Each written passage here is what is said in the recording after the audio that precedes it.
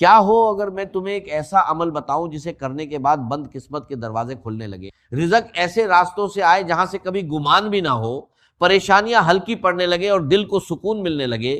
اگر تم نے سورہ کوثر کو اس خاص طریقے سے پڑھنے کا راز جان لیا تو شاید تم بھی حیران رہ جاؤ کہ ایک چھوٹی سی سورہ میں کتنی بڑی برکت چھپی ہوئی ہے۔ ساتھیو، بھائیوں اور بہنوں، سورہ کوثر ہم سب نے زندگی میں بے شمار بار پڑھی ہوگی، لیکن ایک خاص ترتیب سے 21 مرتبہ پڑھنے کا عمل بہت کم لوگوں نے سنا۔ کچھ لوگوں نے ضرور سنا ہوگا، مگر اکثر لوگ اس کی طاقت سے اب تک ناواقف ہیں۔ اگر کسی کو اپنا گھر چاہیے، مکان چاہیے، بڑی رقم کی ضرورت ہو، کاروبار میں بندش ہو، گھر میں تنگی ہو، مالی پریشانی ہو، روزی میں رکاوٹ ہو، یا کوئی قرض کے بوجھ تلے دبا ہوا ہو اور فوری راحت چاہتا ہو، تو یہ عمل اس کے لیے امید کی ایک کرن بن سکتا ہے۔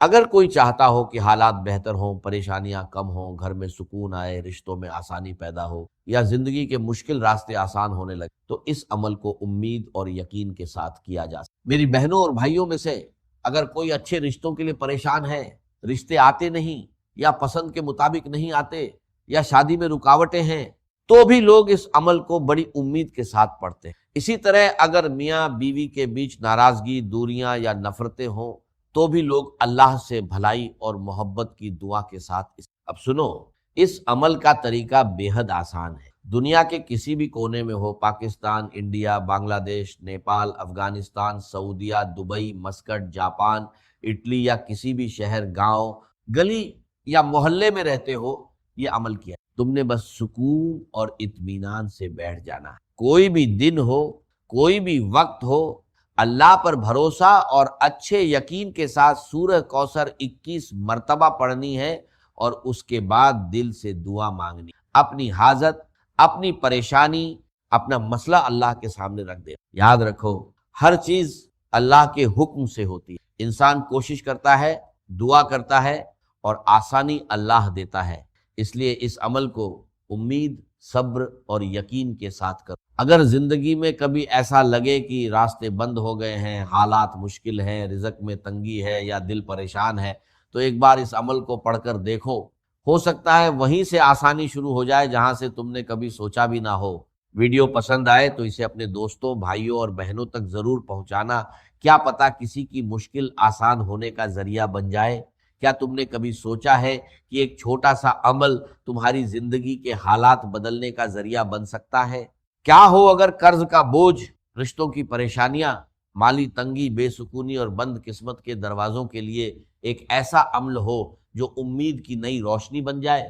آج جو میں تمہیں بتانے جا رہا ہوں اسے معمولی مت سمجھنا، کیونکہ بہت سے لوگوں نے اس عمل کو امید اور یقین کے ساتھ کیا اور اپنی زندگی میں آسانیاں۔ ساتھیوں، بھائیوں اور بہنوں، میں نے ایسے بہت سے لوگ دیکھے جو رشتوں کے لیے پریشان تھے۔ کسی کے رشتے آتے نہیں تھے، کسی کے پسند کے مطابق نہیں آتے تھے، کسی کی شادی میں رکاوٹیں تھیں۔ پھر کچھ لوگوں نے امید، دعا اور یقین کے ساتھ یہ عمل کیا، اور اللہ نے ان کے لیے آسانیاں پیدا کر۔ کئی بہنیں آج اپنی زندگی میں خوش ہیں، اچھے ہم سفر کے ساتھ سکون سے زندگی گزار رہی ہیں، اور میرے وہ بھائی اور بہنیں جو قرض کے بوجھ تلے دبے ہوئے ہیں، جن کی زندگی بار بار فون کالز، میسج اور مالی پریشانیوں نے مشکل بنا دی ہے۔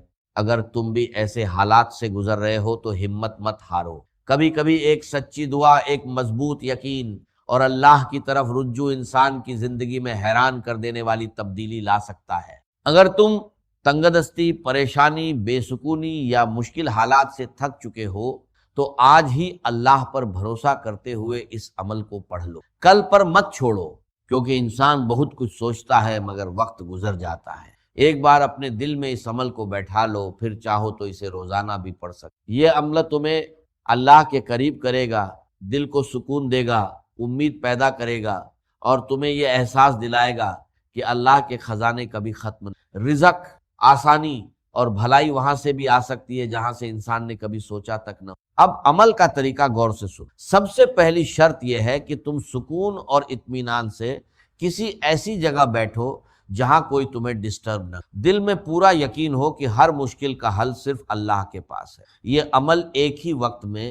ایک ہی جگہ بیٹھ کر پورے دھیان اور یقین کے ساتھ پڑھنا ہے، بیچ میں وقفہ یا بریک نہیں۔ سب سے پہلے ایک مرتبہ اعوذ باللہ من الشیطان الرجیم، بسم اللہ الرحمن الرحیم پڑھنی ہے۔ اس کے بعد سورہ کوثر 21 مرتبہ پورے یقین اور توجہ کے ساتھ پڑھنی ہے۔ عمل مکمل ہونے کے بعد دل سے دعا مانگنی ہے۔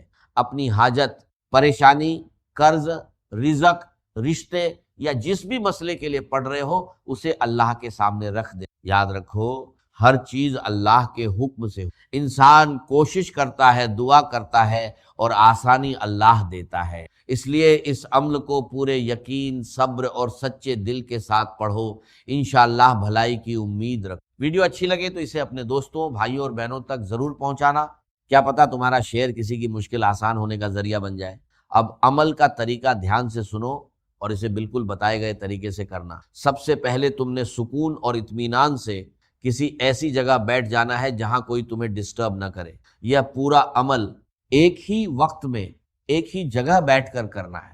جب ایک بار عمل شروع کر دو تو بیچ میں اٹھنا نہیں ہے اور نہ ہی کوئی بریک لینی ہے۔ پورا یقین، سچے دل اور اللہ پر بھروسے کے ساتھ اس عمل کو پڑھنا۔ آخر میں اپنی تمام پریشانیوں، حاجتوں اور مقصد کے لیے اللہ سے دعا مانگ۔ سب سے پہلے ایک مرتبہ اعوذ باللہ من الشیطان الرجیم بسم اللہ الرحمن الرحیم پڑھ کر عمل شروع کرنا ہے۔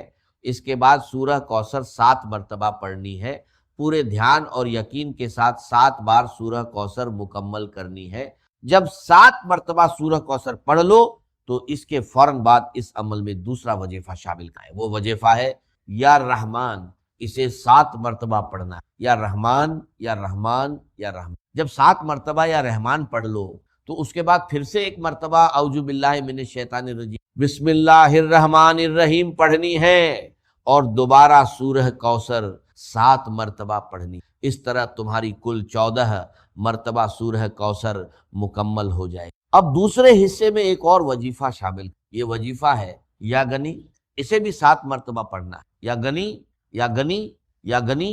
جب 7 مرتبہ یا گنی پڑھ لو تو پھر ایک مرتبہ اعوذ باللہ من الشیطان الرجیم بسم اللہ الرحمن الرحیم پڑھ کر سورہ کوثر 7 مرتبہ پھر سے پڑھنی۔ اس طرح اس عمل میں تمہاری کل 21 مرتبہ سورہ کوثر مکمل۔ عمل مکمل ہونے کے بعد ایک مرتبہ درود شریف ضرور پڑھنی ہے۔ اس کے بعد دل سے اللہ کے سامنے اپنی ہر پریشانی، قرض، رزق، رشتے، بیماری، تنگی یا جس بھی حاجت کے لیے عمل کر رہے ہو خوب دعا مانگنی۔ یاد رکھو ہر چیز اللہ کے حکم سے ہوتی، اس لیے اس عمل کو سچے دل، پورے یقین اور صبر کے ساتھ پڑھو۔ انشاءاللہ بھلائی کی امید رکھو۔ اپنا خیال رکھنا۔ اللہ حافظ۔